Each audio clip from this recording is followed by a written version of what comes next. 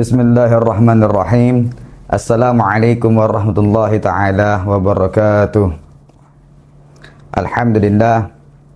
Alhamdulillahilladzi khalaqal mauta wal hayata liyabluwakum ayyukum ahsanu amala wa huwal azizul ghafur. Alhamdulillah.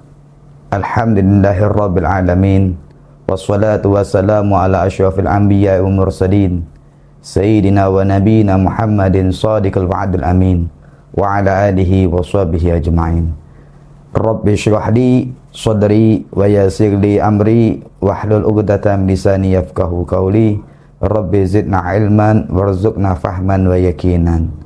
Subhanaka la ilma lana illa ma 'allamtana innaka antal alimul hakim. Wa tub 'alaina innaka antat tawwabur rahim.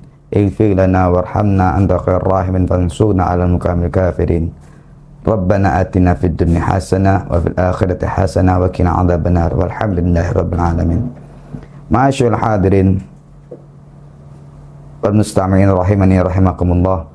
Alhamdulillah, syukur kita kepada Allah Subhanahu wa taala yang mana Allah Subhanahu wa taala masih memberikan kita kenikmatan iman, ketakwa, kenikmatan sehat wal afiat, sehingga kita senantiasa bisa beribadah kepada Allah Subhanahu wa taala dalam keadaan iman, dalam keadaan takwa.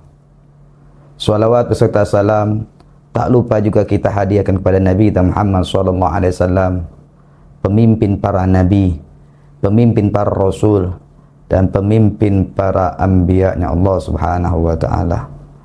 Mudah-mudahan Allah Subhanahu wa taala dengan berkatnya kita bersalawat kepada Nabi Muhammad sallallahu alaihi wasallam, Allah Subhanahu wa taala memberikan kenikmatan kita bisa masuk surganya Allah Subhanahu wa taala bersama Nabi Muhammad sallallahu alaihi wasallam. Ma'asyiral hadirin wa mustami'in rahimani rahimakumullah. Allah Subhanahu wa taala yaqul fi kitabil karim, alladzi khalaqal mauta wal hayata liyabluwakum ayyukum ahsanu amala.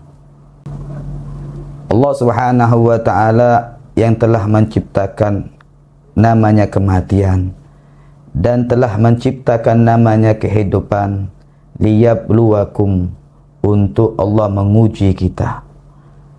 Menguji untuk apa? Ayyukum ahsanu amala, bagaimana amal-amal kita yang baik.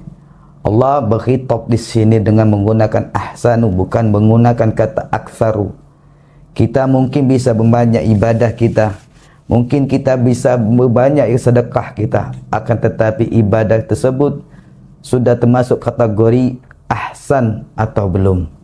Kalau kita beribadah dengan mendapatkan warisan dari keluarga kita, tidak mempelajari ilmu-ilmu yang telah diajar oleh Nabi Muhammad SAW, ditakutkan amal ibadah kita tidak diterima oleh Allah Subhanahu wa taala. Amal ibadah ini adalah suatu bekal kita untuk di akhirat, karena kita di akhirat tidaklah masuk surga kecuali dengan amal-amal yang baik. Dikarenakan seorang yang diciptakan oleh Allah Subhanahu wa taala, tidaklah aku ciptakan manusia dan jin kecuali untuk menyembah kepada Allah Subhanahu wa taala. Kita juga diciptakan oleh Allah Subhanahu wa taala di dunia ini, pasti Allah juga akan memanggil kita. Kullun nafsin dha'iqatul maut. Setiap yang bernyawa, Allah Subhanahu wa taala akan pasti memanggilnya juga. Sekarang apa yang bekal kita untuk bisa di akhirat nanti? Sebagaimana hadis Nabi Muhammad sallallahu alaihi wasallam, ij'alid dunya lil akhirah. Jadikanlah dunia ini untuk bekal kita di akhirat. Allah Subhanahu wa taala mengatakan, ayu bekal yang paling bagus? Wa tazawwadu fa inna zadit taqwa. Bekal akhirat yang paling bagus adalah at-taqwa. Dengan ketakwaan inilah Allah Subhanahu wa taala akan memasukkan kita kelak di surganya Allah Subhanahu wa taala. Ma'asyiral hadirin wa mustami'in rahimani rahimakumullah.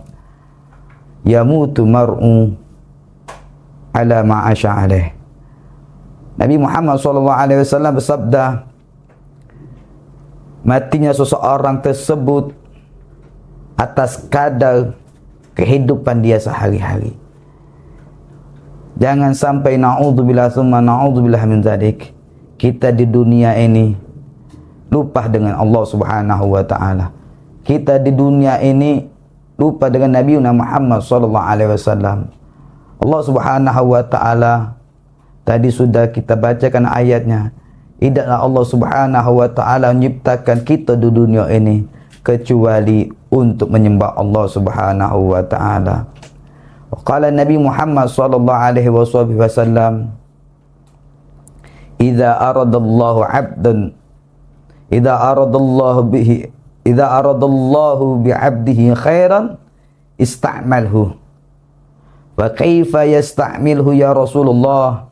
Qala yuwaffiqhu li'amalin salih qabla al-mautihi. Nabi Muhammad sallallahu alaihi wasallam pernah bersabda, idza aradallahu bi 'abdihi khairan, apabila Allah Subhanahu wa taala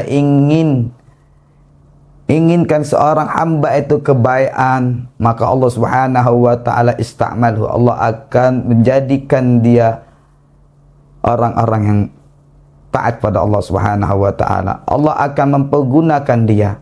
Wa kaifa yasta'milhu ya Rasulullah? Bagaimana Allah Subhanahu wa taala gunakan hamba-hamba tersebut?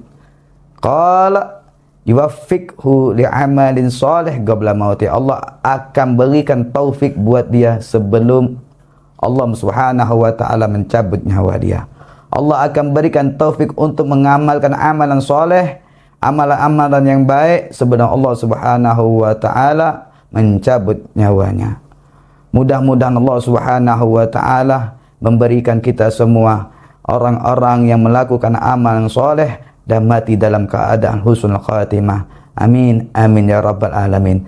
Mungkin di sini saja yang bisa saya sampaikan. Hadza minni wa afu minkum, wassalamu alaikum warahmatullahi taala wabarakatuh.